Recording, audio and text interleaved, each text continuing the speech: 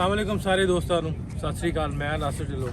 सो पाकिस्तान दे विच बुरे हालात ने फ्लड नूं लैके सो फ्लड रिलीफ कंपेन शुरू की सी। साडी निक्की जी आवाज़ ते इंटरनेशनल तंजीम खालसा एड उन्हां साडी हाँ च हाँ मिलाई। सो अज असीं एक मैडिकल कैंप तो एक लंगर का इंतज़ाम, कुछ राशन, इस तरह ही टेंट होम, सो ये सारा कुछ लैके असीं उत्थे तक जा रहे हैं। सारी साडी टीम, साडा डॉक्टर का पैनल, नाल साडे दूजा जिहड़ा समान है।